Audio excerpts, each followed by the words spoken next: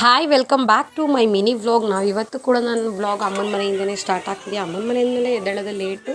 ಇನ್ನು ಅಮ್ಮ ಎಲ್ರಿಗೂ ಟೀ ಮಾಡಿಕೊಟ್ಟು ನಮಗೂ ಒಂದು ಕಪ್ ಹಾಲನ್ನ ಕೊಟ್ಟರು. ಕುಡಿದು ನಾನು ಇವತ್ತು ವಾರ ಇರೋದ್ರಿಂದ ನನಗೆ ಬಾಗಿಲೆಲ್ಲ ಗುಡಿಸಿ ರಂಗೋಲಿ ಎಲ್ಲ ಹಾಕ್ಕೊಂಡೆ. ಮೊದಲು ಇನ್ನು ಹೊಲ್ದ ಹತ್ರ ಹೋಗಿದ್ರು ಎಲ್ಲರೂ ಕೂಡ. ಅವ್ರಿಗೆ ಅಡುಗೆ ಮಾಡಬೇಕಿತ್ತು. ಅವ್ರಿಗೆಲ್ಲ ಊಟ ಎಲ್ಲ ಕೊಟ್ಟ ಮೇಲೆ ಮನೆ ಕ್ಲೀನ್ ಮಾಡ್ಕೊಳ್ಳೋಣ ಅಂತ ಹೇಳಿ ಮೊದಲಿಗೆ ಇಷ್ಟನ್ನು ಮಾಡಿಕೊಂಡು ಅದಾದಮೇಲೆ ನನ್ನ ತಮ್ಮ ಕೂಡ ಅವನ ಡ್ಯೂಟಿಗೆ ಹೊರಟ. ಇನ್ನು ಇವತ್ತೇನು ತಿಂಡಿ ಮಾಡಲಿಲ್ಲ, ಮುದ್ದೆನೇ ಮಾಡಿದೆ. ಅವನಿಗೂ ಸ್ವಲ್ಪ ಜ್ವರ ಇತ್ತು, ಅವನು ಮುದ್ದೆನೇ ಊಟ ಮಾಡಿಬಿಟ್ಟು ಹೋದ. ಹಂಗೇನೆ ನಾನೇ ಅಲ್ಲೇ ಊಟ ಕೊಟ್ಬಿಟ್ಟು ಹೋಗ್ತೀನಿ ಅಂತ ಹೇಳಿ ಅಲ್ಲೇ ಅವನೇನೆ ಊಟನ ತೊಗೊಂಡು ಹೋದ. ಇನ್ನು ನಾನು ಅಪ್ಪು ಅವ್ರ ಮಾಮಂಗೆ ಬಾಯ್ ಹೇಳಿ ನಾವು ಮನೆಗೆ ಬಂದು ಇನ್ನು ನಮ್ಮ ಮನೇಲಿ ಸ್ವಲ್ಪ ಧೂಳೆಲ್ಲ ಆಗಿತ್ತು ಅಂತ ಹೇಳಿ ಮೊದಲು ಮನೆಯದು ದುಂಬೆಲ್ಲ ತೆಗೆದು ಅದಾದಮೇಲೆ ಮನೇನ ಕ್ಲೀನ್ ಮಾಡಿಕೊಡ್ತಿದ್ದೆ.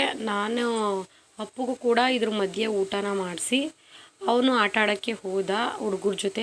ಇನ್ನು ಅವನು ಹೋದ್ಮೇಲೆ ಇನ್ನು ಮಂಚ ದಿವಾನ್ ಕಟ್ ಅದ್ರ ಮೇಲೆಲ್ಲ ಬರೀ ಅಪ್ಪ ಅಮ್ಮಂದು ಟ್ಯಾಬ್ಲೆಟ್ಸ್ಗಳೇ ಇರ್ತವೆ. ಅವರಿಬ್ರಿಗೂ ಸ್ವಲ್ಪ ಹುಷಾರಿಲ್ದೇ ಇರೋದ್ರಿಂದ ರೆಗ್ಯುಲರಾಗಿ ತೊಗೊಳಕ್ಕೆ ನೆನಪಾಗುತ್ತೆ ಅಂತ ಹೇಳಿ ಅಲ್ಲೇ ಇಟ್ಕೊಂಡಿರ್ತಾರೆ. ಇನ್ನು ಮನೆಯೆಲ್ಲ ಕ್ಲೀನ್ ಮಾಡಾದಮೇಲೆ ನಾನು ಕೂಡ ಸ್ನಾನ ಎಲ್ಲ ಮಾಡ್ಕೊಂಡು ಬಂದು ದೇವ್ರ ಮನೆಯೆಲ್ಲ ಕ್ಲೀನ್ ಮಾಡಿಕೊಂಡು ಹೂವೆಲ್ಲ ತಂದಿದ್ನೆಲ್ಲ ಅದನ್ನೆಲ್ಲ ದೇವ್ರಿಗಿಟ್ಟು ನಾನು ಕೂಡ ಎಲ್ಲ ಪೂಜೆನೂ ಕೂಡ ಮುಗಿಸ್ದೆ.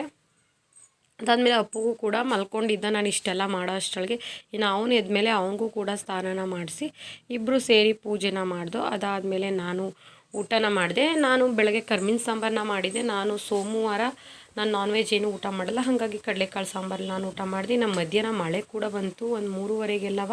ಇನ್ನು ನನ್ನ ತಂಗಿ ರಜಕ್ಕೆ ಅಂತ ಹೇಳಿ ಬಂದಿಲ್ಲ, ಅವ್ರ ಅಜ್ಜಿ ಮನೆ ಓದ್ತಿರೋದು.